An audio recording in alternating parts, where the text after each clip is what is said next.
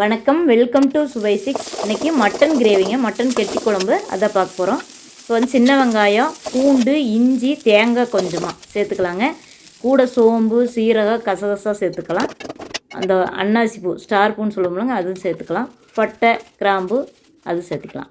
முந்திரி பருப்பு சேர்த்துக்கலாங்க. கறி மசாலா தூள், குழம்பு மிளகாய் தூள் கொஞ்சமாக போட்டிருக்கு. கறி மசாலா தூள் தான் நிறையா போட்டிருக்கேன். இது ரெண்டுமே ஏற்கனவே நான் வீடியோவாக கொடுத்துருக்கேன், பாருங்கள்.